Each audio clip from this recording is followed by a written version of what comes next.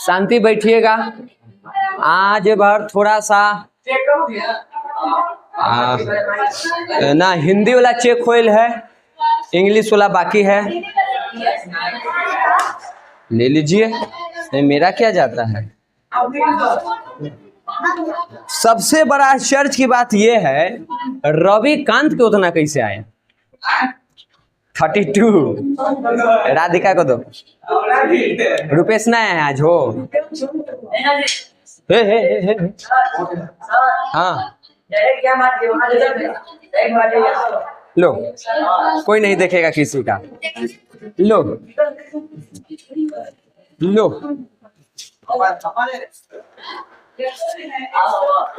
ए, इसका भी कोई नहीं देखेगा, बड़ा कुछ है। चुम्बे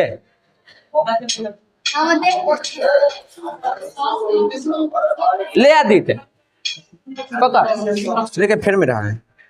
दो को नहीं आई, तू नहीं आई थी हिंदी के टेस्ट में, क्या है?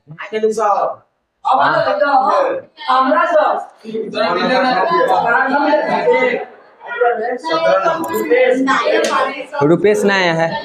चलिए शांति बैठिए। इस वाले में, इंग्लिश वाले में आप लोगों का आधा चेक हो गया है, आधा चेक करना है।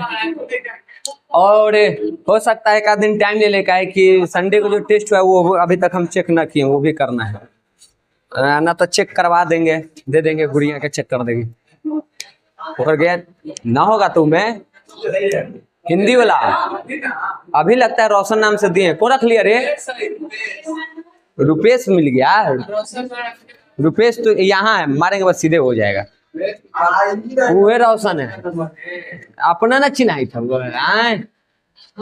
चलिए क्लास पे आ जाइए। थोड़ा सा आज भी लंबा जाएगा और दो क्लास में निपटा देंगे, यानी मंडे ट्यूसडे, उसके बाद वेडनेसडे को क्या कर लेंगे, ऑब्जेक्टिव। ठीक, अगले सप्ताह में इसका पूरी तरह से काम तमाम।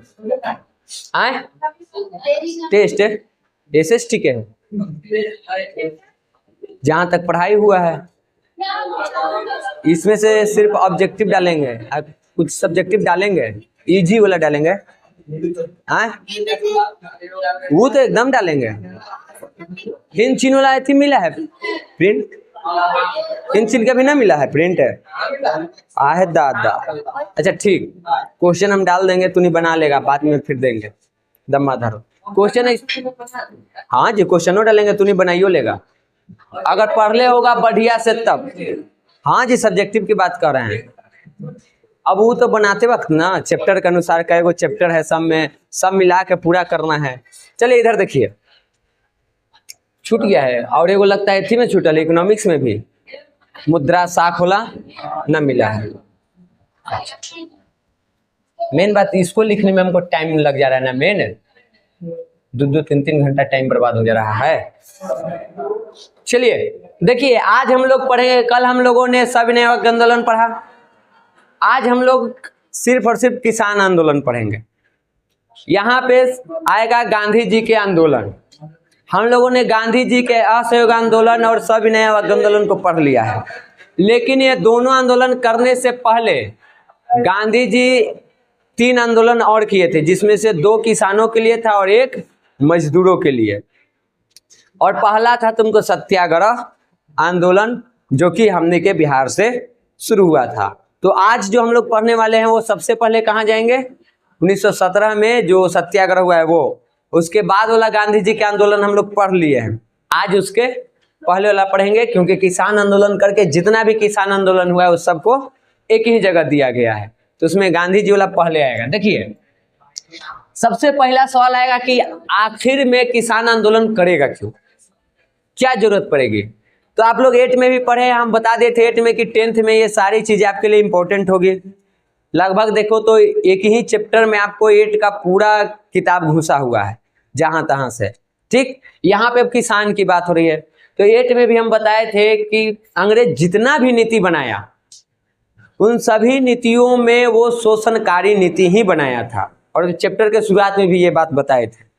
ठीक, उससे मजदूरों का भी शोषण हुआ, किसानों का भी हुआ है, आदिवासियों का भी हुआ है, जमींदारों का भी हुआ है, सबका शोषण हुआ है। ठीक, शोषण इतना होते गया है कि अंततः मजबूर होकर के इन लोगों को आंदोलन करना पड़ा है। उसी में कौन है? किसान आंदोलन। देखो हुआ क्या है, 19वीं शताब्दी के उत्तरार्ध में आके देखो, यानी 1850 के बाद भारतीय अर्थव्यवस्था पर बार बार यहाँ पे अकाल पड़ रहा था, और इस अकाल के कारण यहाँ की जो स्थिति है वो दयनीय होते जा रही थी। ठीक, 1850 के बाद भारत में लगातार अकाल पड़ रहा है। देखो कब कब पड़ा है, 1876-78 में अकाल पड़ा, 96-97 में अकाल पड़ा, और 99 से 1900 के बीच में अकाल पड़ा। 3 गो भयंकर अकाल। और भारत के उस टाइम पे अर्थव्यवस्था का रीढ़ माना जाता था किसको? कृषि को। कृषि पे ही टिका हुआ था, और यही अकाल पड़ जा रहा है, यानी कृषि कम हो रहा है, उत्पादन कम हो रहा है, तो अर्थव्यवस्था तो गिरेगा ही, स्थिति तो दयनीय होगी ही। तो इन वजहों से यहाँ पे अर्थव्यवस्था पर इसका बुरा प्रभाव पड़ रहा था।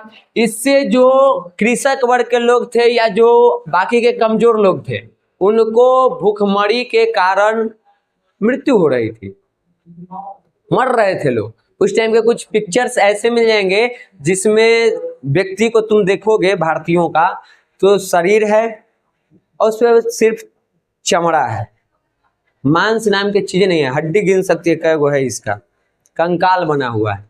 भूख के कारण, भूखमरी के कारण, भोजन ही नहीं मिल रहा है। अब भूख के कारण लोग मर रहा है, भूख से मरा है इस दौरान। तो स्थिति दयनीय हो गई थी। और इतना चीज होने के बाद भी जो अंग्रेजों की नीति है वो बदल नहीं रहा था। उसको टैक्स चाहिए, वो लेगा, उत्पादन हो या ना हो।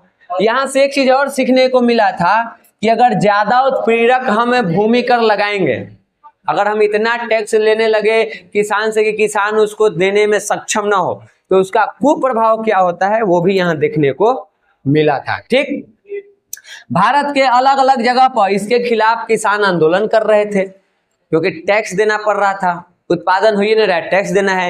या ये कहो कि टैक्स देने के कारण किसान के पास कुछ बच ही नहीं रहा है। तो जब कुछ बच ही नहीं रहा है तो इन्वेस्ट वो कहाँ से करेगा? रहेगा तब तो इन्वेस्ट करेगा, इन्वेस्ट करेगा तब तो उसका उत्पादन बढ़ेगा। तो दोनों तरह की बातें थी।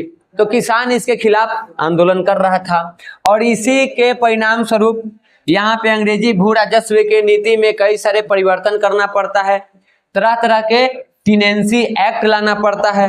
अब सवाल आएगा मन में कि टेनेंसी एक्ट क्या है, तो नीचे उसको हम लिख दिए हैं। ठीक, लेकिन ये बदलाव पर्याप्त नहीं था।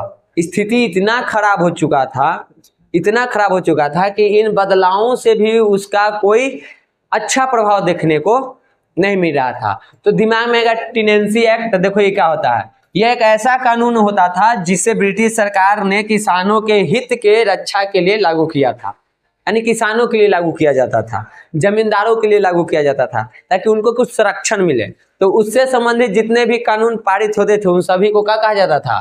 Tenancy act. समझ गए? टेनेंसी एक्ट क्लियर हुआ?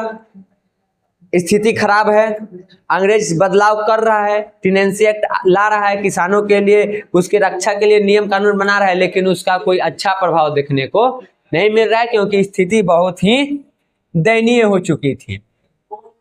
उसके बाद इसमें कांग्रेस की भी बात आती है, क्योंकि कांग्रेस की स्थापना 1885 में ही हो चुका था, और उसके बाद के ही जितने भी अकाल हैं उसके बाद के हैं, तो कांग्रेस भी इसमें अपना योगदान दे रहा था। स्थापना कब हुआ था? 1885 में। इसका एक टॉपिक आएगा पूरा, अगला दिन जो पढ़ाई होगा वो कांग्रेस के बारे में होगा। जनजातीय आंदोलन पढ़ेंगे, और तुमको कांग्रेस को कम से कम इस दो को खत्म करेंगे एक के क्लास में। तो कांग्रेस की स्थापना तो 1885 में हो चुका है, और शुरुआत के 15-20 वर्ष तक किसानों के समस्याओं को लेकर के ही काम कर रहा था। शुरुआत में आंदोलन वगैरह ये सब बहुत कम कर रहा था, बताया था कि जमीनी तौर पर चलता था, इसका लोगों को जागरूक कर रहा था, किसानों और मजदूरों के लिए काम कर रहा था। तो 15-20 साल तक ये ऐसे ही किया। हालांकि कांग्रेसी अपने हर अधिवेशन में इन विषयों पर ध्यान देने का प्रयास करते थे, ट्राई करते थे कि किसानों के मुद्दा पर बात किया जाए, उनके लिए कुछ विशेष कार्य किया जाए। महात्मा गांधी के भारतीय राजनीति में आने के साथ ही किसान आंदोलन को भी एक नया दिशा मिल गया था। जैसे वो आए 1915 में आए, 16 में लखनऊ समझौता हो रहा है, वहां पे गांधी जी गए, वहां पे गए तो यहाँ बिहार से एक व्यक्ति गया था वहां पे। सवाल बहुत इंपॉर्टेंट है, किताब में आएगा तब अंडरलाइन कर लेना। वही कांग्रेस 1885 यहाँ अंडरलाइन कर लो, नहीं तो आगे फिर है तो वहां कर लेना। तो यहाँ से एक व्यक्ति गए थे, उनका नाम है राजकुमार शुक्ल। वही आग्रह किए गांधी जी से यहाँ के स्थिति के बारे में बताएं। यहाँ पे 3 कठिया प्रणाली जो चल रहा था नील वाला लेकर के, तो उसके बारे में बताएं। तो गांधी जी सहमत हो गए कि ठीक है हम आएंगे। ठीक, और 1916 में हुआ था, 17 में गांधी जी आते हैं और किसानों के लिए पहला आंदोलन सत्याग्रह करते हैं। वो पूरा आंदोलन को आज हम लोगों को पढ़ना है, कैसे कैसे क्या हुआ था। ठीक, क्यों नया दिशा मिल गया था। भारत के अलग अलग जगहों पर जो प्रमुख किसान आंदोलन है उन सभी को राष्ट्रीय आंदोलन का पथ प्रदर्शन माना गया। यहीं से ऊंचे लेवल के यानी जन आंदोलन, राष्ट्रीय लेवल के पूरा एकदम बड़ा राष्ट्रवादी आंदोलन करने का मौका मिला था इन छोटे छोटे आंदोलनों से।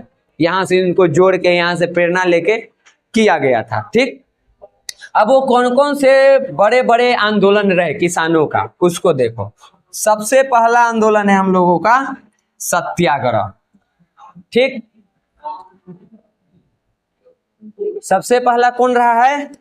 सत्याग्रह आंदोलन, या जिसको हम लोग चंपारण आंदोलन के नाम से भी जानते हैं। ये कब हुआ था? किताब में देख लेना, लिखल है 1917 लिखल है ना। ठीक, तो 1917 में हुआ था। ये कैसे हुआ, क्यों हुआ, ये जानो। काहे किया गया, क्यों किया गया चंपारण सत्याग्रह आंदोलन? वजह क्या थी? वजह है बिहार और बंगाल के किसान, यहाँ पे अंग्रेजों ने एक नीति लाया था जिसको 3 कठिया प्रणाली कहा जाता है। यहाँ पे लिखा हुआ है, देखो ये 3 कठिया प्रणाली मतलब 20 कट्ठा में से 3 कट्ठा में आपको नील की खेती करनी होगी। 20 कट्ठा में कितना बीघा होता है? 1 बीघा। ये देखो अमीन के पोती है, ये दादा इनकर अमीन थे, करे के हमको नहीं पता। वाह वाह वाह, हाँ उसे जान के तू क्या करे, खेत जोते थोड़े जाना है। 20 कट्ठे में 1 बीघा होता है, यानी कि 1 बीघा पर 3 कट्ठा में आपको खेती करना है नील के, आपकी इच्छा हो अथवा न हो। अगर मेरे पास मान लो 60 बीघा जमीन है तो 9 कट्ठे जमीन पर हमको 60 बीघा बोल दिए, 60 कट्ठा जमीन है तो 9 कट्ठे जमीन पर हमको नील की खेती करनी होगी। ये नियम है। अब नील की खेती करने में समस्या क्या थी, क्यों ये नियम लाया, किसान क्यों नहीं करना चाहता, उसका कुछ वजह है। इसके लिए बहुत उर्वरा शक्ति की जरूरत होता है। यानी कि समझ जाओ ये कि अगर एक बार जिस जमीन पे तुम नील की खेती कर दिए तो कुछ वर्षों के लिए वो जमीन बंजर हो गया, उस पे और किसी फसल का तुम खेती नहीं कर सकते हो। प्लस में नील की खेती और धान की खेती दोनों एक ही समय पे होता है। और भारत में 2 तरह के नील की खेती होता था, एक अंग्रेजी बागान, अंग्रेज सब करता था खेत लेकर के, वो एक भारतीय लोग ही करते थे। तो अब वहां पे जब जाता था खेती करने अंग्रेजों के खेत में या अपने खेत में नील रोपेगा, तब तक कितने सारे किसानों का धान रोपने का सीजन निकल जाता था, धान नहीं रोप पाता। ये सब एटे में पढ़ना है तुमको, चंपारण सत्याग्रह। ठीक, निकल जाता था, इससे किसान परेशान थे। ऊपर से उनका नील का जो मांग है वो औने पौने दाम पर होगा। अगर बाजार में मार्केट में मांग नहीं है तो आपसे खरीदेगा नहीं, आपका गया बेकार हो गया। अब मांग है तो औने पौने दाम पर ले जाएगा। यानी हर तरह से नील के खेती से यहाँ के किसान परेशान है, इससे मुक्ति चाहता है, तो उसी के लेकर के होगा। तो यहाँ के किसान जो है वो ज्यादातर खाद्य फसल के उत्पादन करते थे, खाने पीने वाले को। व्यवसायिक फसल में इंटरेस्ट नहीं था, लेकिन जबरदस्ती करवाया जाता था। और इन लोगों को नील की खेती करने में कोई इंटरेस्ट नहीं था, वो नहीं चाहते थे, क्योंकि इससे भूमि की उर्वरता क्या हो जाती थी, कम हो जाती थी। 1908 ईस्वी में 3 कठिया व्यवस्था में कुछ सुधार लाने की कोशिश की गई थी। जब आंदोलन ये सब हुआ है तो सुधार करने का प्रयास किया गया है, लेकिन इससे किसान की स्थिति में कोई सुधार नहीं हो रहा था। स्थिति और दिन प्रतिदिन दयनीय होते जा रही थी, गिरते जा रहा था। ठीक, तो ये सारी चीजें चल रही है। बागान मालिक किसानों को अपनी उपज एक निश्चित धनराशि पर केवल उन्हें ही बेचने के लिए बाध्य करते थे कि आप जो उपजाएं वो आपको हम ही से बेचना है। किसी और से नहीं बेच सकते हैं, हम इतना ही कीमत देंगे आपको, इससे ज्यादा नहीं देंगे, तब फायदे नहीं है तो हम काहे वो काम करेंगे। ठीक, ये चीज हो गया था। ये राशि बहुत कम होता था, इससे भी किसानों का इंटरेस्ट नहीं था। तो इससे कई सारे वजह थे जिसके वजह से किसान नील की खेती नहीं कर पाते थे। अब देखो, अगर सवाल यहां से भी तुमको खुद दे, किसान बिहार बंगाल के किसान नील की खेती नहीं करना चाहता थे, इसका क्या कारण है? कारण बता दो। अभी जितना होता है कि धान के टाइम पर नील की खेती करना, जिसके वजह से क्या होता था, धान का सीजन पीछे छूट जाता था, धान नहीं सही समय पर धान का रोपण नहीं हो पाता था। बागान मालिकों द्वारा किसानों को बाध्य करना कम दाम पर बेचने के लिए, ऐसे कई सारे कारण हैं। उचित मूल्य न मिलना, उसके बाद नील के खेती के कारण जो मिट्टी की उर्वरता है उसका कम हो जाना, उसका उपजाऊ शक्ति कम हो जाना, ये सब वो वजह है, कारण में ही डालना है। और हर क्लास में बोल रहे हैं कि सब कुछ टीचर नहीं लिखवा सकता है, समझना है, किताब को पढ़ना है, समझना है। अब देखो कारण में मिल गया, अब ऐसे ढूंढोगे कि नील की खेती न करने का कारण क्या है, तो लाइन बाय लाइन पॉइंट करके तुमको लिखा हुआ नहीं मिलेगा। यहां से अगर पढ़े हो, समझे हो, तो तुम खुद पॉइंट बना लोगे। अब वहां 3-4 पॉइंट करके लिख दिए, मिल गया नंबर। फिर कहेगा कि क्वेश्चन टफ थोड़े है, सिलेबस में आपका है ना। ये कहिए कि आपका सिलेबस उस लेवल का तैयारी नहीं हुआ, आप कुछ क्वेश्चन कुछ नोट्स पढ़ के गए और उसी के दम पर देखे लड़ जाएगा, पार कर जाएंगे। अब पार भी कर जाइएगा, हो सकता है आपको क्वेश्चन अगर किस्मत बढ़िया रहा, आप जो याद किए वही आ गया, तो भी कर जाइएगा। लेकिन नॉलेज के मामले में पीछे ही रह जाइएगा। एक जो इसको 10 बार पढ़ा है, एक आप 1 बार पढ़े, उसके बराबर हो जाइएगा। आपको कितना ज्यादा नंबर है, वो खखोर दिया है इसको पढ़ते पढ़ते। लोग को सर जी बोले थे कि देखो, एगो 10th में 1 बार में पास कर गया है, एगो एक बार फेल करके दोबारा पढ़ रहा है, वो तुमसे ज्यादा टैलेंटेड होगा, क्योंकि 2 बार पढ़ रहा है। तो उसमें होता है कि अब जो ने 1 बार पढ़ ही लेगा वो फेल तो कर नहीं सकता, लेकिन किसी वजह से मान लो फेल कर गया, एब्सेंट होके हो गया, या मूड खराब हुआ है, भरा गया गलत, कोई किसी वजह से, और दोबारा वो दे रहा है, तो तुमसे ज्यादा टैलेंटेड होगा, क्योंकि उसी चीज को वो 2 बार पढ़ा है, तो उसके पास नॉलेज ज्यादा है। तो अगर बढ़िया से पढ़ोगे, चीज को समझोगे, तो उसी में आंसर है। क्वेश्चन भी वही है, आंसर भी है। क्वेश्चन भी हम खुद बनाए, आंसर भी हम खुद ही बता दिए, दोनों इसी के अंदर है, बस पढ़ने का तरीका बदलना है। इस समय एक चीज और हो रहा था जिसके वजह से किसान खेती नहीं कर रहे थे, ये भी कारण में डाल सकते हो। जर्मनी के वैज्ञानिकों ने कृत्रिम नील का उत्पादन करना शुरू कर दिया था, आर्टिफिशियल नील, यानी लैब में नील बनना शुरू हो गया था। अब नील की फसल की आवश्यकता नहीं है, हम लैब में उसको बना सकते हैं। तो इस वजह से डिमांड इसका गिरेगा अंतर्राष्ट्रीय मार्केट में, और मार्केट में गिरेगा तो आप उपजा के रखे हुए तो अपना रखे रहिए, हम खरीदेंगे ही नहीं। तो इससे भी उन लोगों को नुकसान होता था, लेगा ना लेगा कोई पता नहीं। तो ये भी एक कारण है कि जर्मनी के वैज्ञानिक ने कृत्रिम नील का उत्पादन करना शुरू कर दिया था, और इसके वजह से विश्व के बाजार में भारतीय नील की मांग अब क्या हो गई थी, गिर गई थी। उतना मांग नहीं था, क्योंकि आर्टिफिशियल जितना ये नहीं रहा था, वो थोड़ा ज्यादा आकर्षक, सस्ता दाम, कई सारे कारण थे उसके भी, जिसके वजह से इसका दाम गिर रहा था। चंपारण के अधिकांश बागान मालिक यह महसूस करने लगे कि नील के व्यापार में अब उन्हें कोई मुनाफा ज्यादा होने वाला नहीं है, क्योंकि अंतर्राष्ट्रीय मार्केट में मांग किसका हो रहा है, आर्टिफिशियल नील का, कृत्रिम नील का। तो यहाँ के बागान मालिक के लगा कि अभी करने में कोई फायदा नहीं है, काम को हमको छोड़ना पड़ेगा, और नहीं तो मुनाफा बनाए रखिए। तब मुनाफा बनाए रखने के लिए क्या करेगा, वो अपने घाटे को किस पे लाद दिया, किसानों पर। हम अपना नुकसान नहीं सहेंगे, नुकसान कौन सहेगा, किसान। हम आउ दाम गिरा के ले लेंगे, पैसा नहीं देंगे, कई सारे चीज किया, जिसके वजह से किसानों की स्थिति और दयनीय हो गई। इसके लिए जो रास्ते उन्होंने अपनाए, उसमें किसानों से यह कहा गया कि यदि वे उन्हें एक बड़ा मुआवजा दे दें तो किसानों को नील की खेती से मुक्ति मिल सकती है। किसान जब आंदोलन किया कि हम नील खेती ना करेंगे, तो कहा कि ठीक है तुम मत करियो, क्योंकि इसको भी लग रहा था कि अब एकरा में तो कोई फायदा है ना, तो कहा कि ठीक मत करियो, लेकिन बदले में मुआवजा देना होगा, यानी पैसा देना होगा, और पैसा दे के तुम मुक्त हो सकता है, तो उसके बाद तुमको नील की खेती नहीं करना होगा। अब पैसा देगा तो जो बागान मालिक को नुकसान हो रहा था वो अब नुकसान होगा, वहां से वो ले लिया। अगर कोई किसान दे दिया, कहा कि हम नील की खेती ना करेंगे, ठीक कितना जमीन पर करता है, तो 10 कट्ठा पर, ठीक तो 1 कट्ठा पर इतना पैसा, चलो इतना हमारा पैसा दे दो, तुम नील की खेती मत करना, तो उसका तो मुनाफा हो गया। किसान के पास क्या इतना पैसा है कि दे पाए? जिसको खाने के लाले पड़े हुए वो कहाँ से पैसा देगा, मुआवजा देगा? समस्या यही अटक गई। तो इसके अलावा और क्या कर दिया गया, उनका लगान भी बढ़ा दिया गया, टैक्स भी बढ़ा दिया गया। आपको मुआवजा भी देना है और टैक्स भी बढ़ा देंगे ताकि मेरा कंपनी चलते रहे, हम अय्याश की जिंदगी जीते रहें। और इन सभी से किसान परेशान थे। कहाँ के? बिहार और बंगाल के। तो यहाँ के जो नीलहे किसान थे, यानी नील के खेती करने वाले जो किसान थे, उन्होंने इस अत्याचार से बचने के लिए ही आंदोलन करवाना चाहते थे, इससे मुक्ति पाना चाहते थे। तो इस अत्याचार से चंपारण के किसान एकदम त्रस्त हो गए थे। मतलब एक तरफ मौत और दूसरी तरफ नील की खेती।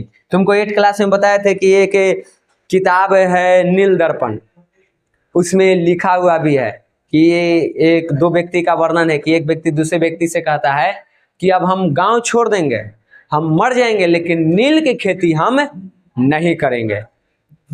नील दर्पण किताब में लिखा है। तो सोचो उसकी स्थिति कितना दयनीय रहा होगा। उसको मरना पसंद है, वो गांव छोड़ना पसंद है, लेकिन नील की खेती करना उसको पसंद नहीं है। ऐसी स्थिति हो गई थी। इसी समय 1916 में कांग्रेस का लखनऊ अधिवेशन, जब मुस्लिम लीग और कांग्रेस के समझौता होता है, लखनऊ समझौता वाला टाइम अधिवेशन था। और चंपारण के ये किसान, जिनका ये अंडरलाइन कर लो बउआ, राजकुमार शुक्ल। ये भी पूछ सकता है कि राजकुमार शुक्ल ने महात्मा गांधी को किस अधिवेशन में बिहार आने के लिए आमंत्रित किया था? तो लखनऊ अधिवेशन या लखनऊ समझौता कहो 1916 वाला, ठीक, किसी तरह से पूछ सकता है। ये पूरा याद रखना, लखनऊ अधिवेशन 1916 यहाँ तक, ठीक। और वहां पे जाकर के वो किसानों के बात को उस अधिवेशन में रखा कांग्रेस पार्टी के सामने, और महात्मा गांधी से आग्रह किए कि आप एक बार बिहार आइए। तो पूछा जाता है कि कौन अनुरोध किया था, किसके आग्रह पर वो आए थे? राजकुमार शुक्ल के, ठीक। गांधी जी कहे कि ठीक आएंगे, और गांधी जी अगले वर्ष पहुंचे कहाँ? मोतिहारी, ठीक। चंपारण जिला का कार्यालय हुआ करता था, वहां पहुंचे। और वहां पे जैसे ही पहुंचे, अंग्रेजी सरकार ने कहा कि गांधी जी के आने से जन शांति को खतरा है।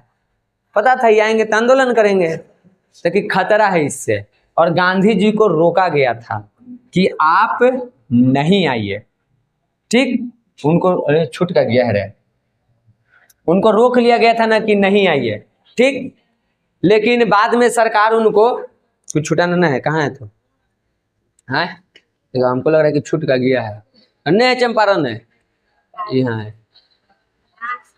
मोतिहारी कार्यालय में पहुंचे थे, और हाँ देखो यहाँ बता रहे ना, सरकार द्वारा उन्हें चंपारण छोड़ने का आदेश दिया गया था, लिखे हैं, हाँ आदेश दिया गया था। परंतु गांधी जी ने वहां के जनता के प्रति अपना दायित्व को समझा और कहा कि हम तो चंपारण छोड़ के नहीं जाएंगे। सरकार आदेश दिया कि आप चंपारण छोड़ दीजिए, क्या है, जन शांति को खतरा है, आंदोलन वगैरह होगा, लोगों के साथ मारपीट होगा, खतरा है, आप चले जाइए। ये कहे कि हम यहाँ से नहीं जाएंगे। वो आदेश मानने से इनकार कर दिए, और जैसे ही इनकार किए, आंदोलन शुरू होने से पहले इनको क्या कर लिया गया? गिरफ्तार करके उनको जिला न्यायालय में मुकदमा चलाया गया उनके ऊपर, ठीक। जिंदगी कभी भी जैसा हम सोचते हैं वैसा होता नहीं है। लड़ रहे थे दूसरे के लिए, लड़ाई अभी शुरू भी नहीं हुआ, चल गए कहाँ? जेल। इनको तो लगा कि हमारा करियर खत्म, कुछ होने से पहले ही जेल आ गए, लेकिन यही इनकी शुरुआत थी, ठीक। बहुते मोटिवेट करता है इतिहास, हमने अगर सही से पढ़ो तो जिंदगी सिखाता है सामाजिक विज्ञान, ठीक। विज्ञान तुमको तर्क सिखाता है, सामाजिक विज्ञान तुमको इमोशन सिखाता है, इमोशन, कैसे इमोशनली जुड़ना है। विज्ञान में आप इमोशनली नहीं जुड़ सकते हैं, कहाँ जुड़िएगा? सामाजिक विज्ञान, ठीक। तो सभी सब्जेक्ट का अपना अपना महत्व रहता है। जो इसको पढ़ेगा वो वाला खोदेगा, जो उसको पढ़ेगा वो ये वाला खोदेगा। जीवन में सबका महत्व है। 10 तक तो हमको सब कुछ पढ़ना है, सबका मजा लेते हैं, 11 से सोचना है। आगे देखिए, लेकिन बिहार सरकार ने वहां के कमिश्नर और जिला न्यायालय को आदेश दिया कि नहीं, महात्मा गांधी पर जो मुकदमा चला है उसको वापस ले लिया जाए, और उसके बाद ये छूटे। और इसके साथ ही गांधी जी ने भी किसी प्रकार के आंदोलन करने से निषेध किया गया कि आप किसी प्रकार के आंदोलन नहीं कीजिएगा। लेकिन गांधी जी आंदोलन करते हैं, उन्होंने किसानों के कष्ट के बारे में जानकारी हासिल करने की पूर्ण स्वतंत्रता भी दी गई कि जाइए आप काम कीजिए, आंदोलन नहीं कीजिए, आप जाइए किसान के क्या कष्ट है वो आप पता कीजिए और पता करके हमको रिपोर्ट कीजिए, हम उस पर बात करेंगे। और गांधी जी को इतना महत्व क्यों अंग्रेज दे रहा है? अभी तो आए 1915 में, तो 17 में इतना महत्व कहाँ से मिल रहा है? उसका वजह है दक्षिण अफ्रीका, वहाँ भी इंग्लैंड के शासन था। वहाँ इनका जो चटनी चटेले हलन ना, खटिया खड़ी कर लेते इनको, वहीं पे ना इनको ट्रेन से फेंक दिया गया था। तो अंग्रेज तो पहले ही से डरा रहा था कि वहाँ जब दूसर के देश में इतना कर सकता है तो एक अपन देश है। तो वो गांधी जी की जगह से अंग्रेज के नींद हराम हो जाता था। तो दिया कि जाइए आप जानकारी इकट्ठा कीजिए। और इस क्रम में गांधी जी ने पहली बार बिहार के किसानों की समस्याओं को सुना, विशेषकर चंपारण के किसान के समस्याओं को समझा। और उसके बाद गांधी जी के दबाव पर सरकार ने चंपारण एग्रियन कमेटी का गठन किया, इसके ऊपर काम करने के लिए, नीलों किसानों के स्थिति में सुधार के लिए। गांधी जी के यहाँ आंदोलन सफल होते हुए दिख रहा है। आगे देखिए क्या हुआ। गांधी जी भी इस कमेटी के सदस्य बने। आप भी रहिए इस कमेटी में और अपनी बातों को रखिए। इतना हुआ, इस कमेटी ने ये सिफारिश दी कि 3 कठिया व्यवस्था समाप्त कर दी जाए। आंदोलन सक्सेसफुल, ठीक, 3 कठिया प्रणाली अब खत्म होगा। इसके साथ ही बाकी के जो कर लगाए गए थे पर्सनल फायदे के लिए, उन टैक्सों को भी क्या कर दिया गया? समाप्त कर दिया गया, ठीक। और अब किसानों को ना तो जबरदस्ती नील की खेती करनी थी और ना एक्स्ट्रा टैक्स देना था। तो गांधी जी के आंदोलन हुआ सफल और गांधी जी हो जाएंगे एक बार फिर से भारत में पॉपुलर। समझ गए? सीखो गांधी से, ठीक। आलोचना बाद में करना, पहले कुछ सीख लो। जहां कमी आएगा वहां आलोचना कर लेंगे। यहाँ पे गांधी जी गलती किए हैं और हम लोग व्यक्ति हैं तो कुछ खामियां तो होंगी ही, है ना, यहाँ नहीं तो लोग खुदा मान लेंगे। होता है गलती, सबसे होता है, उसको छोड़ के अच्छी चीजें उसको लेके बढ़ते चलो जीवन में। नहीं तो 100% परफेक्ट खोजेगा तो इस दुनिया में कोई नहीं, ना तू है, ना हम है, ना कोई और है।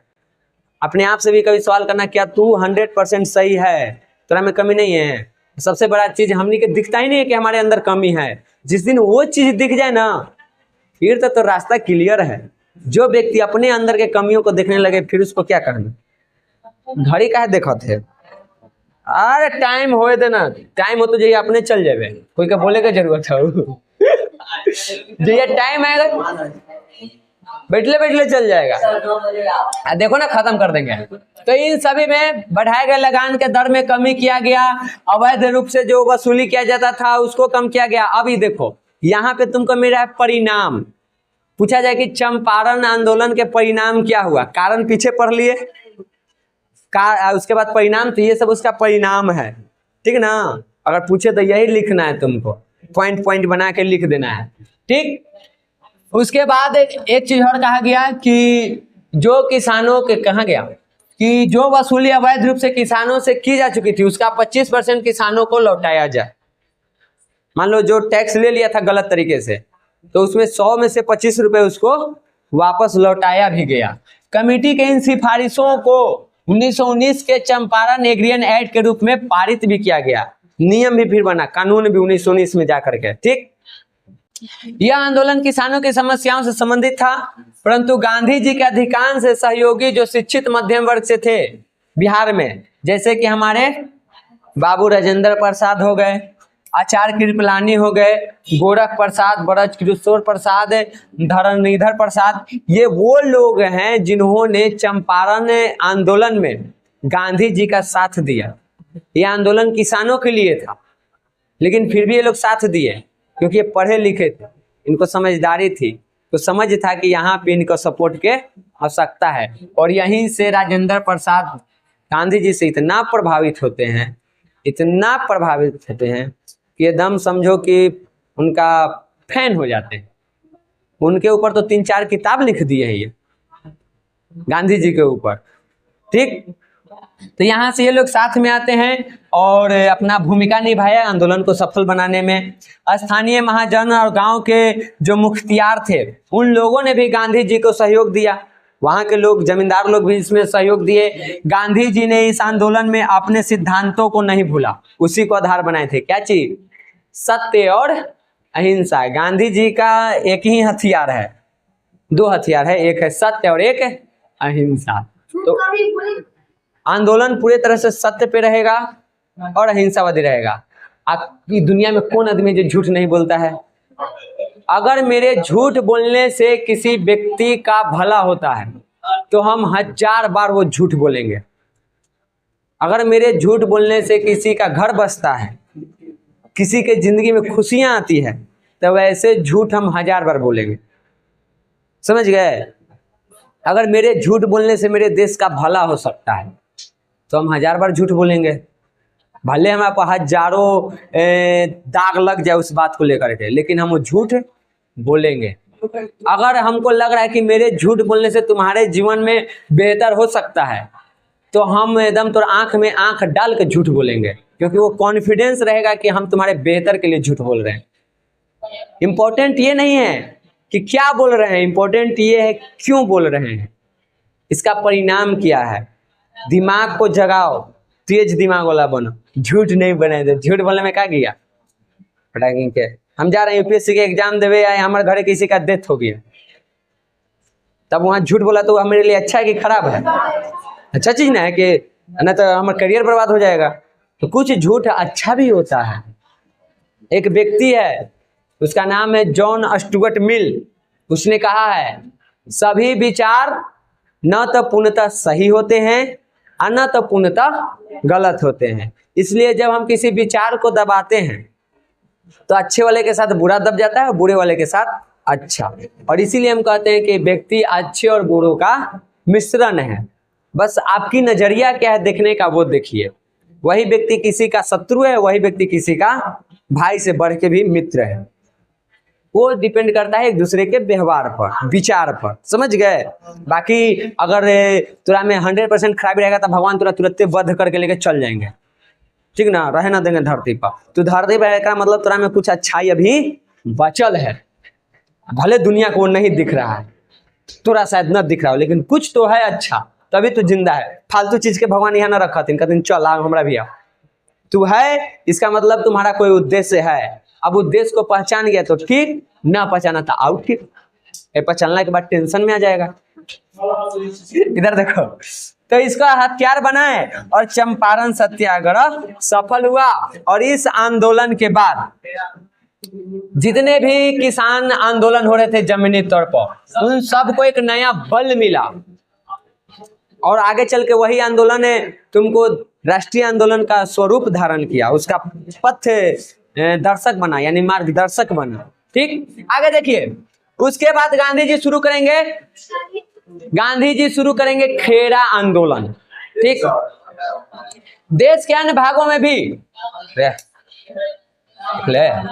लेटे में लेट कर बताओ, इहो हमरे से मजाक कर बेचिए दें न रहबा न मजाक करबा, है ना मियाँ।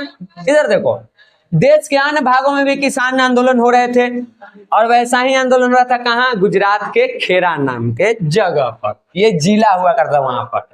तो गांधी जी के जन्म कहाँ हुआ था? किस राज्य के थे वो? गुजरात के। तो खेड़ा के किसान सब पहुंच गया कहाँ? गांधी जी भी आकर गांधी जी बिहार ला तो कर लेला, जोन राज्य में जन्म होलवा है वहां ला कुछ हो ना, अपना गोतिया भाई ला कुछ ना। हाँ, भाई के भात ना बजने के पूरी कर ले तू। अरे जवारे में बांट लो, गोतियों में अब ध्यान द। गांधी जी का हुआ कि वहां तो किसानों की स्थिति में सुधार करवा दिए, अपने राज्य में कब करवाइएगा? यहाँ भी करवाइए। तो गांधी जी कहें कि चलो हो गया, थोड़ो साथ दे देते हैं। और यहाँ पे किसान ने कहा कि गांधी जी आप हमको लगान की माफी करवाइए, इसमें हमको साथ दीजिए आंदोलन में। अब किसान माफी क्यों मांग रहा था, लगान माफ क्यों करवाना चाह रहा था? उसका वजह है कि उस टाइम पे बहुत ज्यादा बारिश हो गया और बारिश होने से पूरा फसल इसका क्या हो गया था? बर्बाद हो गया। खरीफ फसल ना जानता है, धान रोपाई उघड़ी वाला टाइम, तो फसल बर्बाद हो गया बारिश के कारण। हाँ, तब किसी ना बोले हैं नाती का बोलना, नाती अति का चुप, नाती का बरखा, नाती का धूप। अति करके बारिश होगा तो धनो तो खराब हो जाता है। जितना भी उस टाइम के खरीफ फसल था खराब हो गया, जितना उत्पादन होना चाहिए नहीं हुआ, और टैक्स देना है कहाँ से देगा? तो किसान आंदोलन कर रहा था, गांधी जी कहा कि साथ दीजिए हमको, कि वहां पे साथ दिए। लगान माफी के प्रावधान है, पहले से नहीं था कानून नियम में कि माफ किया जाएगा, और वही करवाना था कि नहीं माफ कीजिए। और सरकार ने इस आधार पर यह मांग अस्वीकार कर दिया कि नहीं, देखिए माफी वाला तो नियम है ये नहीं है, तो हम कहाँ से माफ करें। और कह दिया कि यहाँ पे किसानों को लगान न देने के लिए बाहर के लोग भड़का रहे हैं, किसान नहीं आंदोलन कर रहा है, अंग्रेज अपना तरफ से नियम बना रहा है सरकार, ताकि हम टैक्स लेते रहें। ये सब चीज किया गया। सरकार का यह आरोप निराधार था, कोई आधार नहीं था। अरे फसल खराब हुआ है, टैक्स देने की क्षमता नहीं है, तो हम आंदोलन कर रहे हैं, बारोलगी में क्या योगदान है? लेकिन वो बहाने करके निकलना चाहता था। आंदोलन चलते रहा। 22 जून 1918 को गांधी जी का देखिए न मनवे तल्ले सत्याग्रह हो गए। आंदोलन फिर शुरू। ये आंदोलन शुरू किए हैं तो अंग्रेज के फिर धरेगा खलबली, सीट संभाल के बैठेगा कि बच के रही हो। और 1 महीने तक ये आंदोलन चला, और इसी बीच रबी फसल अच्छा होने लगा था, और सरकार द्वारा भी दमनकारी उपाय समाप्त करने की स्थिति काफी बदली, और गांधी जी ने सत्याग्रह समाप्त करने की घोषणा कर दी। यानी बाद में फिर अंग्रेज भी कुछ समझौता किया, और किसानों की भी फसल अच्छा हो रहा था तो वो भी थोड़ा समझौता कर लिया, दोनों समझौता करके इसका निपटारा कर लिया। और तू पेंटर बन गए, ठीक। और ये आंदोलन भी उनका क्या रहा? सफल रहा, ठीक। खेरा आंदोलन भी सफल। और एक किए हैं अहमदाबाद में, तो मजदूरों के लिए है, जब मजदूर आंदोलन पढ़ेंगे तो वहां उसको पढ़ेंगे। अब है एक मोपला विद्रोह, यह भी किसानों के द्वारा ही किया जा रहा था। बस होइल है मैया तनी सुन दम धर जा देना 10 पे जाऊ हो। हाँ देखो, मोपला विद्रोह पूछेगा कहाँ हुआ है तो अपना अंडरलाइन कर लो, केरल में हुआ है, और वहां के किसानों के द्वारा ही किया गया है, जिसको मोपला विद्रोह के नाम से जाना जाता है। मोपला स्थानीय पट्टेदार और खेतीहर थे। मोपला कहा किनको जाता था? केरल के जो स्थानीय पट्टेदार थे और जो खेतीहर, अरे पट्टा पर खेत लेके खेती करने वाला खेतीहर, उनको मोपला कहा जाता था। पटैया अलग होता है, पट्टा अलग होता है, ठीक। और ये लोग जो है वो इस्लाम धर्म के मानने वाले थे, यानी मुस्लिम थे। जबकि यहाँ पे जो भूस्वामी थे, जिनको नंबूदरी या नायर कहा जाता था, वो हिंदू थे। अंग्रेज के मिल गया मौका, लड़वा दे दोनों के। जमींदार कौन है, मालिक कौन है खेत के? हिंदू। और उसपे खेती करने वाला कौन है? मुस्लिम। अन्य भूस्वामी की तरह इन्हें भी सरकारी संरक्षण प्राप्त था। इन सभी को, जो हिंदू थे भूस्वामी, उनको संरक्षण सरकार से प्राप्त था। पुलिस न्यायालय इनका समर्थन करती थी। 19वीं शताब्दी में मोपला किसानों का लगान का बोझ बढ़ा, बोझ बढ़ते जा रहा था। टैक्स लेने वाला कौन है? हिंदू। देने वाला कौन? मुस्लिम। हिंदुओं का समर्थन कौन कर रहा है? सरकार, न्यायालय, पुलिस, क्योंकि ये सब जमींदार है एक तरह से, तो जमींदार के तो समर्थन सब करबे करता था, ठीक। देखे ना 4 पेज के ऐसे पार कर दे, ठीक। अब इससे क्या हुआ कि जब ये बढ़ा बोझ तो किसानों में असंतोष आएगा, उससे खुश नहीं होगा, लटक गया। असंतोष मतलब ना समझ आ रहे, संतुष्ट नहीं था, दुखी था उस बात को लेकर। अब ठीक है, आपके तो एकदम शक्ति कपूर बन गई है। आगे देखो। और इसी के बीच किसान एवं जमींदारों के बीच संघर्ष की स्थिति पैदा हो गई, और दुर्भाग्यवश सांप्रदायिक हिंसा में भी परिवर्तित हो गया। लड़ाई शुरू हुआ टैक्स को लेकर के, रूप धारण कर लिया कौची वाला? धर्म वाला, हिंदू और मुस्लिम वाला। और जब हिंदू और मुस्लिम की लड़ाई होता है तो लड़ाई होता है ना, इतिहास बना देता है। आगे देखिए, 1921 में एक नया स्थिति उत्पन्न हुआ, जब कांग्रेस ने किसानों के हित में भूमि एवं राजस्व सुधार की मांग की कि नहीं, इसमें सुधार होना चाहिए। खिलाफत आंदोलन को भी समर्थन दे दिया। ये सब एक ही टाइम पे हो रहा है। खिलाफत आंदोलन इसी टाइम पे चल रहा था, कांग्रेस इसका समर्थन कर दिया, किसानों की स्थिति में सुधार की बात कर दिया। तो हिंदू जमींदार जितना भी था वो कहा कि कांग्रेस बदल गए बा, अभी मुस्लिम के पार्टी लेवे लगल है, एक आप भरोसा करने लायक नहीं है, ठीक। ये सब चीजें हो गई थी। इस नई स्थिति से उत्साहित होकर मोपला विद्रोही ने एक धार्मिक नेता अली मुसलियार को अपना राजा घोषित कर दिया और सरकारी संस्थाओं पर हमला आरंभ कर दिया। उस पर हमला करने लगा। परिस्थिति की गंभीरता को देखते हुए अक्टूबर 1921 में विद्रोहियों के खिलाफ सैनिक कार्रवाई शुरू हो गई और दिसंबर तक 10,000 से अधिक विद्रोही मारे गए। 50,000 से अधिक मोपला विद्रोहियों को गिरफ्तार किया गया और उसके बाद धीरे धीरे इस आंदोलन को दबा दिया गया। समझ में इतना बात है? केरल में हुआ था, हिंदू मुस्लिम, हिंदू खेती करने वाला मुसलमान और मालिक हिंदू, इस बात को लेकर के धीरे धीरे रूप बदल गया, सांप्रदायिक धार्मिक हो गया और इस वजह से यहाँ पे ये लोग जो मोपला विद्रोही थे वो अपना राजा भी चुन ले, किसको, अली मुसलियार को राजा घोषित कर दिए। सरकारी जगहों पे अटैक करने लगे तो बदले में सरकार भी कार्रवाई शुरू कर दिया। 1921 में विद्रोहियों पर ऐसा सैनिक कार्रवाई किया कि जगह में 10,000 से अधिक लोगों को मार दिया, 50,000 से अधिक को जेल में। उसके बाद आंदोलन धीरे धीरे खत्म। इसमें शॉर्ट में इतना ही चीज था, लिखने के लिए आए मोपला विद्रोह क्या था तो इतना ही बात लिख देना है, हो गया। अच्छा नंबर के दिया था, पूरा धर के रगड़ी रही है, बड़ा छोटा करना तो हमारे हाथ में है। आगे देखिए एक और, ये अंतिम है बुआ, आएगो है किसान सभा, बस 2 पेज और है। हाँ छोड़ दे रहे हैं, थोड़ा धैर्य कखनी है। देखो बारदोली आंदोलन ये कब हुआ था? फरवरी 1928 में। कहाँ हुआ था? गुजरात के सूरत जिला में। वहां पे एक जगह है बारदोली, वहीं पे हुआ था। और इसका नेतृत्व कौन कर रहे थे तुमको पता है? सरदार वल्लभ भाई पटेल। ये किसानों का ही आंदोलन था, ठीक।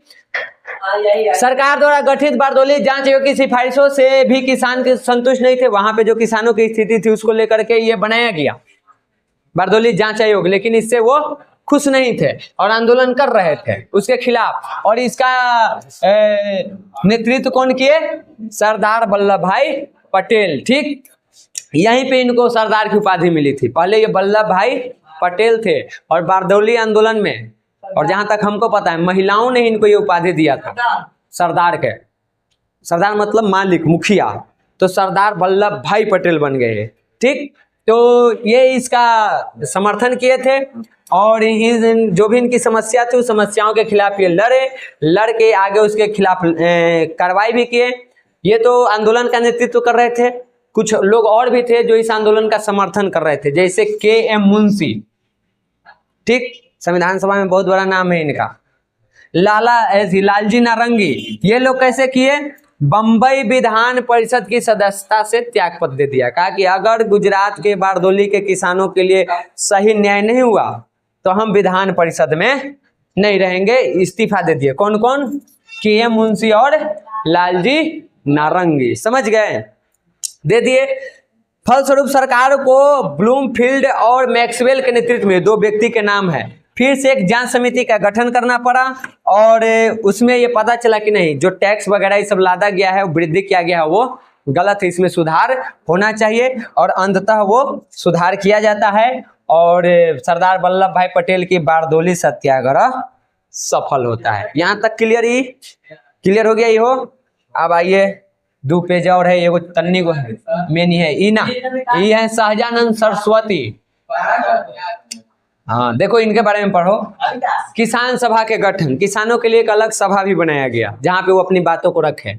तो प्रारंभिक आंदोलनों के में ने किसानों को अपने अधिकारों के प्रति जागरूक कर दिया था और उन्हें अपनी शक्ति का भी आभास हो गया था कि हम चाहें तो क्या कर सकते हैं। इसलिए 1920 के दशक में बिहार, बंगाल, उत्तर प्रदेश और पंजाब के किसानों ने सभाओं का गठन किया, सभा बनाया। बिहार में 1922-23 में मुंगेर में शाह मोहम्मद जुबैर, सब अंडरलाइन कर लेना, ने यहाँ किसान सभा का गठन किया था, लेकिन ये ज्यादा बड़ा शक्तिशाली नहीं हो पाया। शक्तिशाली कब बना जाके? 1928 में। गठन कब हुआ? 22 में, लेकिन इसको शक्तिशाली बनने में 6 साल लग गया। 1928 में हुआ जब इस सभा में शामिल हुए स्वामी सहजानंद सरस्वती और पूरे इतिहास में हमने की एक जगह के नाम आया। अब भूगोल में एक जगह नौबतपुर आएगा और पिछले बार एग्जाम में भी नौबतपुर टेस्ट में था। हाँ ये बीटा, अब देखो ये सब चौंक रहा है कि ये बीटा, अरे हाई बीटा, कोई बीटा ही। यहाँ पे किसान सभा के गठन किए थे कौन? सहजानंद सरस्वती। तनी मुनी कुछ अच्छा लग रहा है अपन जगह के नाम सुन के? हाँ हाँ हाँ, नवतपुर ना रहा है ना, अरे कोई बात ना, नवतपुर ऑप्शन में आयल ना है। इंशाल्लाह जाके क्वेश्चन देखिए, फर्स्ट आएगा एक टाइम पर। अरे कैसे राजेंद्र प्रसाद के पढ़ल जाए कि कौन गांव में जीरादेई आवे थी ना नाम, विद्यापति के बिसापी गांव के नाम आवे थी ना, एक दिन तोरो रौनी आ जाते, काहे टेंशन ले थे? जिंदगी में कुछ ऑप्शन कर कि तोर नाम से तोर गांव के नाम पे पहचान बने, करो। आदमी ना कोई किया है, हमने भी इतना पावर है, हमने समझ ही नहीं पाते पावर के। आज अपन औकात पर तो भगवान के हिला के रख सकते हैं, ये सब छोटा मोटा चीज क्या बात कर रहा है जी। देखिए उसके बाद 1929 में सोनपुर में किसान सभा किया गया। कहाँ कहाँ किए? बिहटा में 1928 में, 1929 में सोनपुर में, सबसे पहले कहाँ हुआ था? 1922-23 में मुंगेर में, ठीक। वही फिर 28 में, फिर 29 में किसान सभा हुआ था, ये अंतिम में बुआ धमाधड़। इसी साल 1929 के दौरान ही सरदार वल्लभ भाई पटेल बिहार के यात्रा किए, और पहले से ही बारडोली आंदोलन कर चुके थे, असफल रहे थे। तो किसानों को लगे चलिए किसानों के नेता आ रहे हैं, तो यात्रा किए, जिससे इस आंदोलन को और बल मिल गया था। 11 अप्रैल 1936 को लखनऊ में, ये एकदम अंडरलाइन कर लियो, अखिल भारतीय किसान सभा के गठन कब हुआ था? तो 1936 में, कहाँ? लखनऊ, ठीक। गठन किया गया। उस समय बिहार में बर्खास्त आंदोलन आरंभ हुआ था। अब बर्खास्त आंदोलन क्या है नीचे लिख दिए हैं, जिसे कांग्रेस द्वारा 1937 के अधिवेशन में प्रमुख मांग के रूप में स्वीकार कर लिया गया था। इस आंदोलन को कांग्रेस ने भी एक्सेप्ट किया था कि होना चाहिए।